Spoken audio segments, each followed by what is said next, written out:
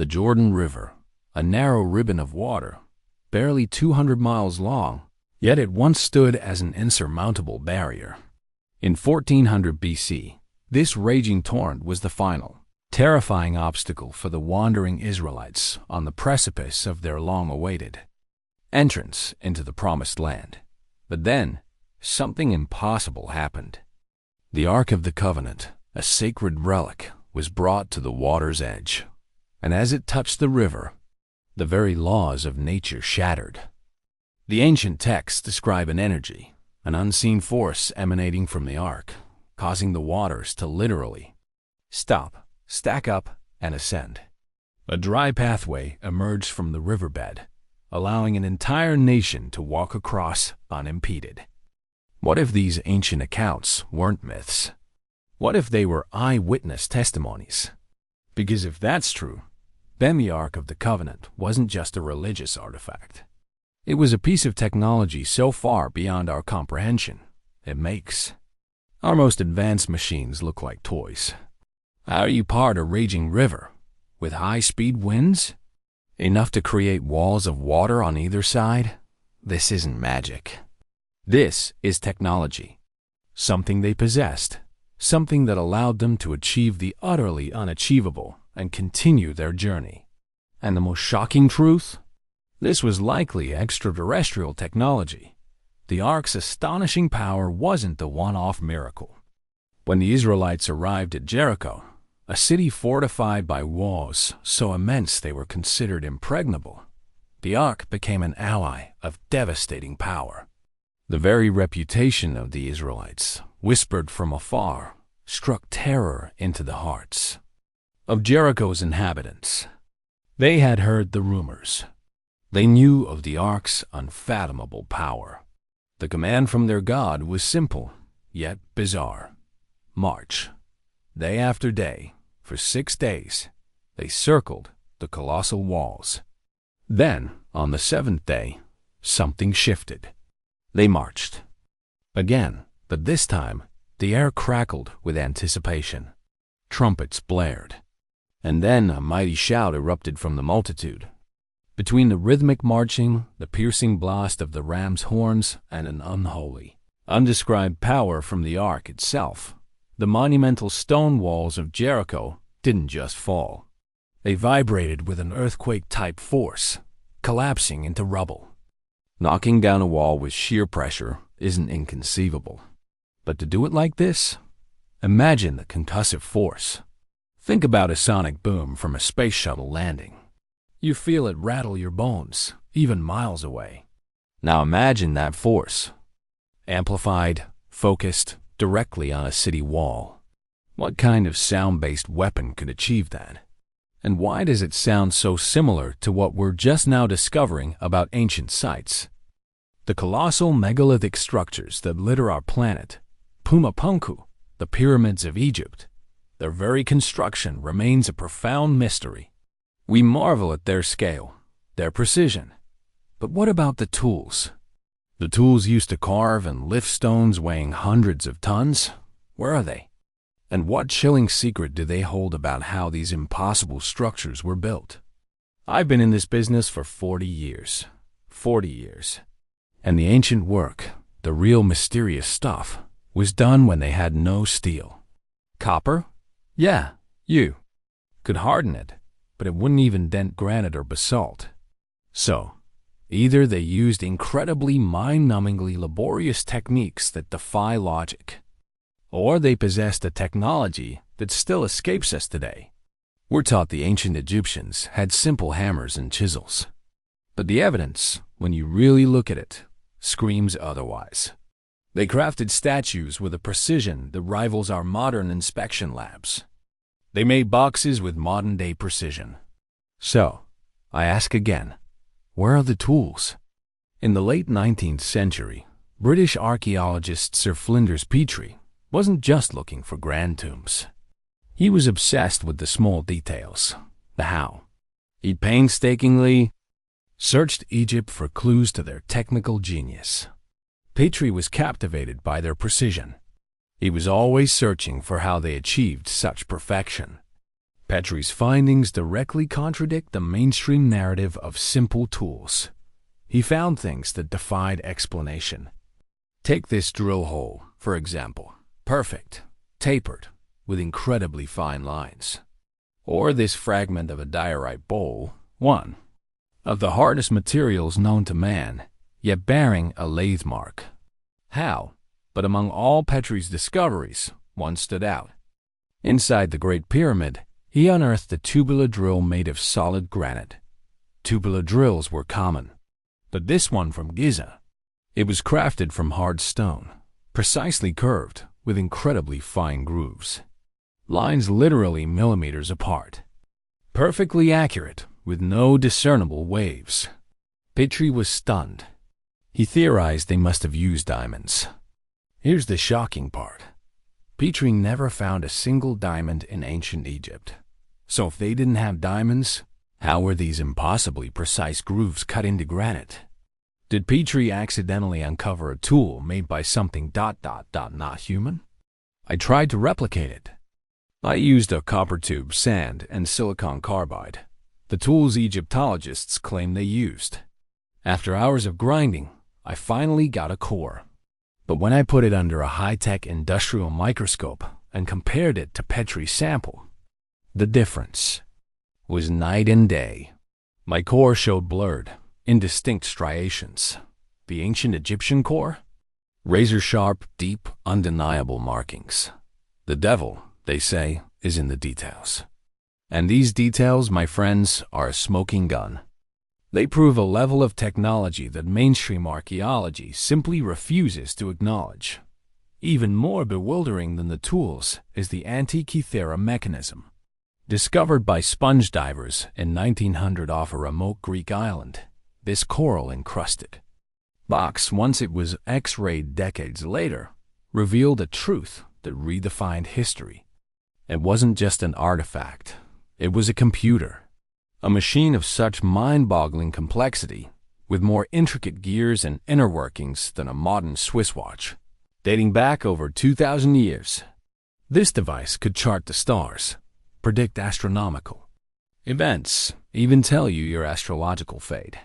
When archaeologists first examined it in the 1950s, they declared it impossible for the ancient Greeks to have created. They said finding it was like finding a jet airplane in King Tut's tomb. So, how did a civilization supposedly limited to basic mechanics possess knowledge and engineering capability that wouldn't be seen again for nearly 2 millennia? Was it their invention or a hand-me-down from a far more advanced source? Deep within the Dendera temple complex in Egypt, in an underground crypt, accessible only to the highest priests, are carvings that defy explanation. To many, these strange designs look disturbingly like ancient light bulbs. Think about it. How did the ancient Egyptians light the absolute darkness of their tombs and temples? Mainstream archaeology claims torches. But if they use torches, why is there not a single trace of soot or smoke residue on any ceiling? More critically, there isn't enough oxygen in these sealed chambers to sustain a flame. The only logical conclusion, if we discard the impossible, is some form of artificial light, a light bulb. But that's preposterous, right? Electricity wasn't discovered for thousands of years. Or was it? Meet the Baghdad battery. Discovered. In ancient Iraq, these clay pots with copper cylinders and iron rods are undeniably batteries. Mainstream theory suggests they were for electroplating jewelry. But what if that's just a convenient dismissal of a much more shocking truth? This is a simple clay pot, a copper lining, an asphalt stopper, and an iron rod. Add a weak acid, vinegar, grape juice, or in this case, wine, and you generate an abundance of electricity. It is a battery. Everyone agrees. But no one knows why they made it or how they conceived of it. Electrical current. Thousands of years ago? It's profoundly strange. But it's clearly a battery. The idea that ancient civilizations not only knew about electricity but used it is no longer fringe. It's an accepted archaeological fact. Just as Benjamin Franklin experimented with simple devices 200 years ago, we now have undeniable evidence that over 3,000 years ago, people were doing the exact same thing. But who taught them? And what did they power? Walk onto any modern construction site, and you'll see colossal machines digging, cutting, lifting stones with ease. These mechanical giants, powered by advanced hydraulics, dwarf their human operators. Without them, skyscrapers are impossible. Yet thousands of years ago, ancient civilizations moved, cut, and precisely placed stones weighing over 100 tons. Some even 200 tons. At Giza, the pyramids themselves are built with 2 to 3 ton blocks. But the valley temples, which are tiny by comparison, are built with blocks of 100, even 200 tons. Think about that. 100 family cars, squeezed together, equals one of these blocks. Why? Why would they choose the most difficult, illogical method imaginable? Did they carve these monoliths with copper chisels and brute force, as mainstream archaeology insists? Did they lift and transport them for miles without the wheel or a pulley system? Or did ancient civilizations possess advanced technologies that have been deliberately erased from history or simply forgotten? I've spent decades researching the tools of the ancient Egyptians. The idea that they used simple hand tools to cut and move millions of hard stone blocks for the pyramids is absurd. They would have needed an incredibly efficient system. Someone on site saying, "I need a block this size," and getting it immediately. Miles north of Giza, at Abu Rawash, I found my chilling clue, a granite block with a deep, inexplicable cut. When I first saw it, it baffled me. Days, weeks, I wrestled with it. Then, it hit me.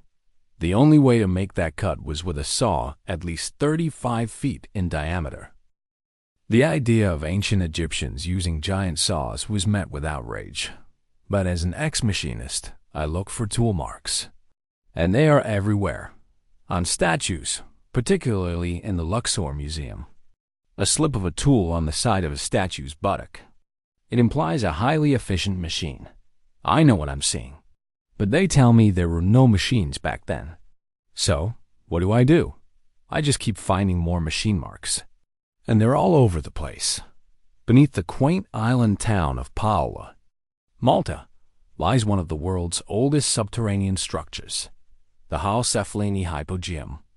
Carved into solid limestone, its multi-layered design is a feat of engineering that leaves geologists speechless.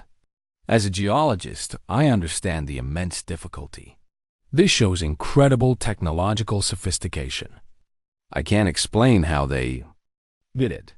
When discovered in 1902, the hypogeum yielded over 7,000 skeletons. A 1920 National Geographic article even reported many were long-skulled. Then, mysteriously, during World War II, the site was plundered and the skeletons vanished. Luckily, 11 elongated skulls were saved, and at least one exhibits a non-human feature. It's missing the sagittal suture, a key cranial connection found on all human skulls. Even more bizarre, a woman named Lois Jessup from the British consulate claimed she snuck into the lowest chamber. She described a ledge, and across a great fissure, saw 20 white-haired giants who motioned her to come down. 20 white-haired giants.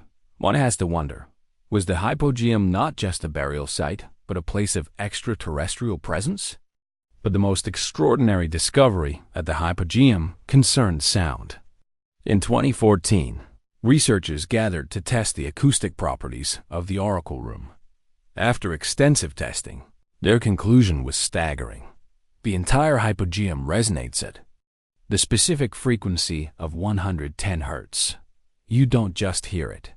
You physically feel the vibration of that sound throughout your entire body. It's mesmerizing. When sound waves match an enclosed space's natural vibration, they build up, amplify the sound's magnitude. This is resonance. The hypogeum isn't just a cave. It's a precisely engineered instrument. Why that specific frequency? Were extraterrestrials involved in tuning the hypogeum? We have ancient stories of magical incantations. But if you don't understand voice commands, what else would you call it? This takes us back to the Ark of the Covenant. The high priest, wearing the breastplate of judgment adorned with 12 stones, would approach the Ark. He would begin to recite deep, tonal, throat-type chants. These tones, it said, caused the stones to vibrate, sending out lights, and then the Ark would react. There was an active energy, a glory of God. But it was also something that could kill you if you got too close. A machine. Think about it. An optical and/or acousto-optical transceiver? Handshaking? Just like old-school acoustic modems connecting one side to another. What we're seeing here is them using sound to link heaven and earth. The idea that sound facilitates communication between man and the divine is universal. From the Hindu Om to Jewish cantors, Christian choirs, and Islamic recitation, every culture believes music connects us to something higher. A choir in Chartres Cathedral is magical because of the architectural space. These ancient spaces, from secret monasteries to grand cathedrals, were designed to call up the sacred.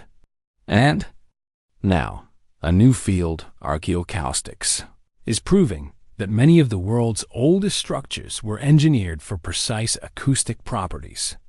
They were chambers designed for an acoustic experience you didn't just hear, but felt in your bones, in your very tissue. Stonehenge, for example. Stand in the center, create sound, and it bounces off the stones, creating an echo chamber. It functioned as a sonic temple.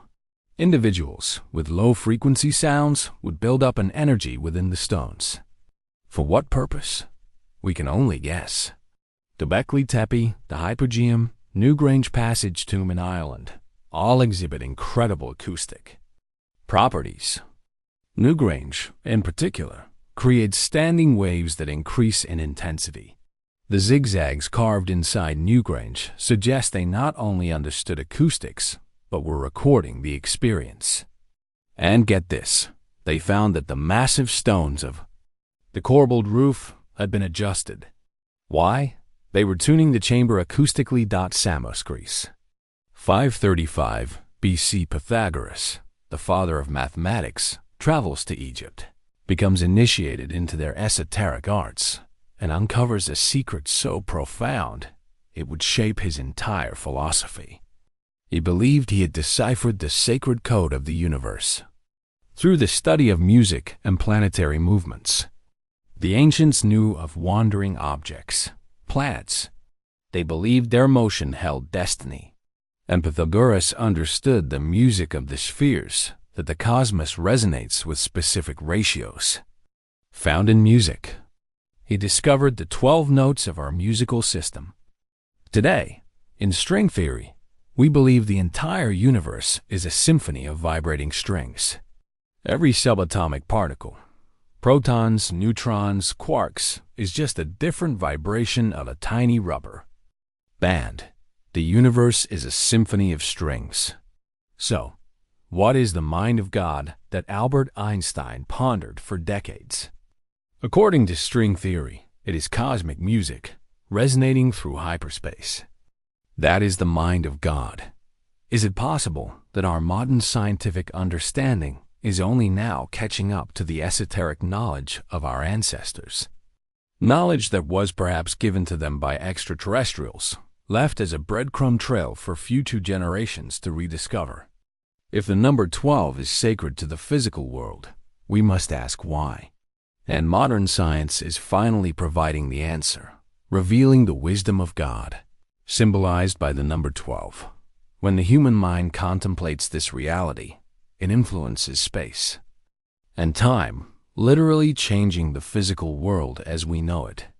Ancient religious leaders, the shamans, were seen as the direct link between humanity and a higher realm.